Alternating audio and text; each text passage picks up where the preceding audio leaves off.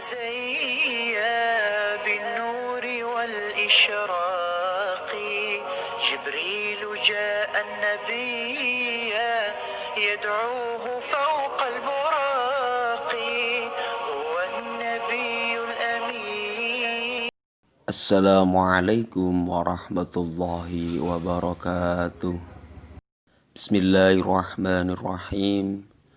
Innal hamdalillahi jami'a wassalatu wassalamu ala sayyidina Muhammadin asyrafil khalqi jam'a wa ala alihi wa sahbihi alladzina nalu as-sa'adatal haqiqiyata fid dunya wal 'uqba. Allahumma salli ala sayyidina Muhammadin abdika wa nabiyyika wa rasulika nabiyil ummiyyi wa ala alihi wa sahbihi wa sallimu taslima biqadri 'azamati dzatika fi kulli waqtin wa hin, amma ba'du. Alhamdulillahirabbil alamin, kita bisa berjumpa lagi dengan Pak Wahib.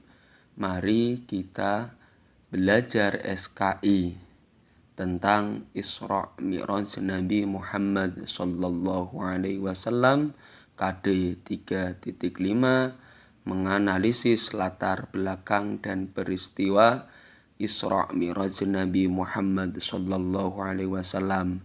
Jangan lupa, sebelum pembelajaran dimulai, mari kita niati menjalankan perintah Allah berupa thalabul ilmi. Semoga mendapatkan ridha Allah Subhanahu wa taala dan diberi kemudahan dalam memahaminya. Amin amin ya rabbal alamin.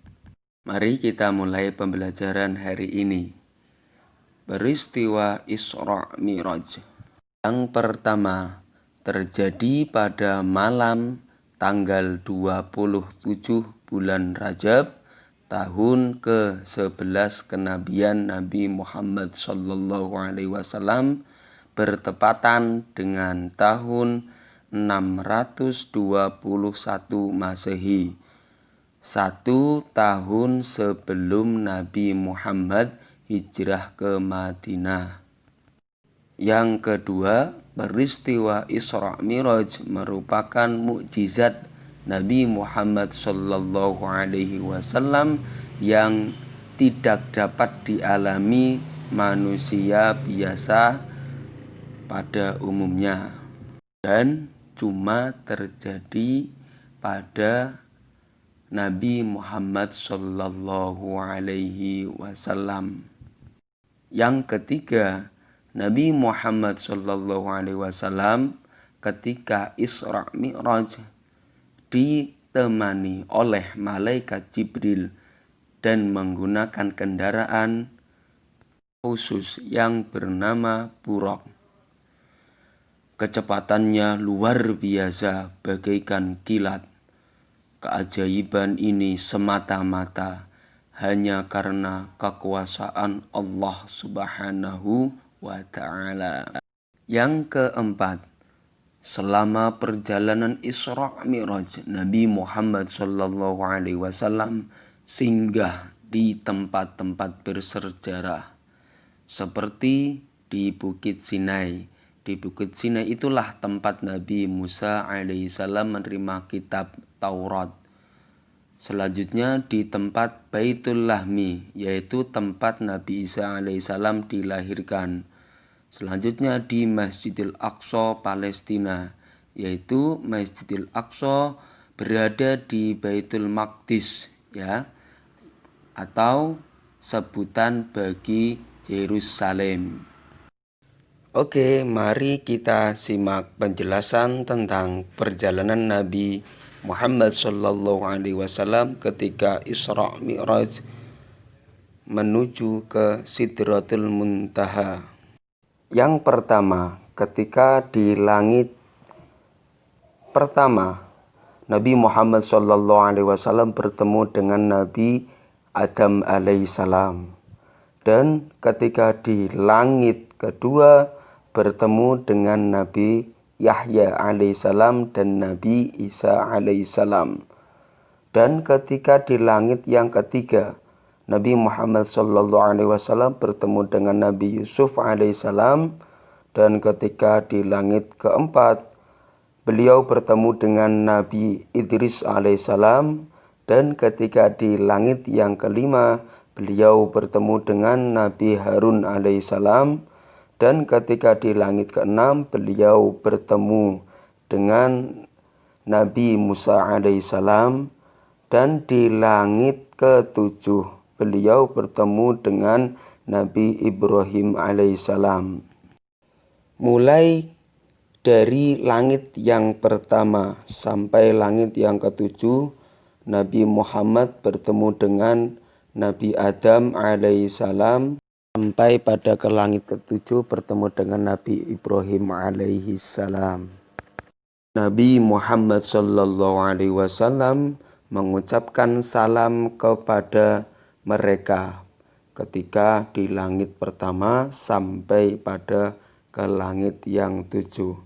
Dan mereka pun mulai dari Nabi Adam sampai ke langit yang tujuh, Nabi Ibrahim alaihissalam juga menjawab salam Nabi Muhammad SAW dan menyambutnya dan mengakui kenabiannya Nabi Muhammad SAW.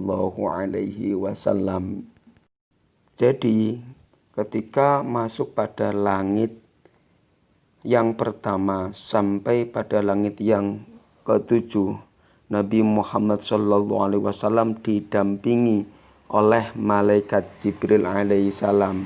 Akan tetapi ketika sudah pada langit yang ketujuh, malaikat Jibril alaihissalam hanya mampu mengantar Nabi Muhammad SAW ke langit tujuh. Dengan izin Allah Subhanahu wa Ta'ala, beliau melanjutkan perjalanannya sampai ke Sidratul Muntaha. Sidratul Muntaha yaitu tempat Nabi Muhammad SAW bertemu dengan Allah Subhanahu wa Ta'ala. Setibanya Rasulullah SAW di Sidratul Muntaha, diperkenankan menghadap Allah Subhanahu wa Ta'ala. Kemudian Allah Subhanahu wa Ta'ala memperlihatkan kepada Nabi dan Rasulnya yang terakhir ini sebagai dari tanda-tanda kebesaran dan kekuasaan Allah Subhanahu wa Ta'ala, meliputi langit dan bumi. Suasana pertemuan itu begitu agung dan mulia. Nabi Muhammad SAW sendiri tidak dapat menceritakan suasana itu dengan kata-kata. Beliau bertakbir, ruku, dan sujud di hadapan Allah Subhanahu wa Ta'ala. Nabi Muhammad SAW menyampaikan segala puji, segala kehormatan hanya bagi Allah Subhanahu wa Ta'ala, Tuhan seluruh alam. Betapa Allah Subhanahu wa Ta'ala itu maha kuasa. Kekuasaan Allah Subhanahu wa Ta'ala bukan hanya meliputi penciptaan langit dan bumi dan segala isinya, akan tetapi hingga pengaturan segala makhluk yang ada di dunia ini. Peristiwa Isra Mi'raj ini merupakan peristiwa luar biasa yang tidak pernah dikaruniakan Allah Subhanahu wa Ta'ala selain kepada Nabi Muhammad SAW. Suatu kehormatan yang khusus diberikan kepada hamba dan kekasih Allah Subhanahu wa Ta'ala sebagai penawar duka cita yang dialaminya dalam usaha menegakkan agama Allah Subhanahu wa Ta'ala. Di Sidratul Muntaha, Nabi Muhammad SAW menerima secara langsung perintah sholat wajib 5 waktu dalam sehari semalam. Yang semulanya Nabi Muhammad SAW menerima perintah sholat untuk menjalankan 50 waktu.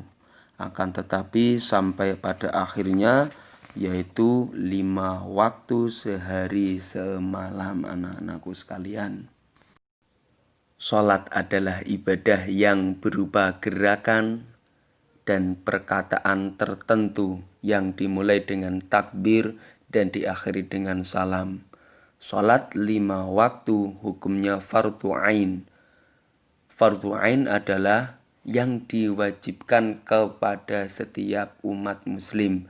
Dalam sholat terdapat gerakan dan bacaan yang bertujuan untuk mengagungkan Allah Subhanahu wa Ta'ala, seperti ruku, sujud, berdiri dengan menghadapkan atau menghambakan diri disertai hati yang khusyuk. Dengan mengagungkan dan menyembah Allah Subhanahu wa Ta'ala adalah suatu kewajiban bagi semua manusia, karena Allah Subhanahu wa Ta'ala yang telah menciptakan manusia dan menciptakan langit, bumi serta isinya. Oke anak-anakku, maka dari itu jangan sampai kita meninggalkan sholat 5 waktu. Karena sholat 5 waktu itu adalah perintah langsung dari Allah Subhanahu wa Ta'ala yang disampaikan kepada Nabi Muhammad SAW pada peristiwa Isra Mi'raj dan disampaikan kepada umatnya sampai kepada kita semua. Juga as-sholatu imaduddin. Sholat adalah tiangnya agama anak-anakku sekalian. Kalau sholatnya baik, insya Allah lainnya juga baik ya anak-anakku. Maka perbaikilah sholat kita semua agar yang lain ikut baik anak-anakku sekalian. Oke anak-anakku, cukup sekian dari Bapak. Terima kasih dan semoga bermanfaat. Akhirul kalam, assalamualaikum warahmatullahi wabarakatuh. قول صدق وفعله مأمول أجب نداء السماء يا سيد الأنبياء فوق البراق سريعا في رحلة الإسراء وحين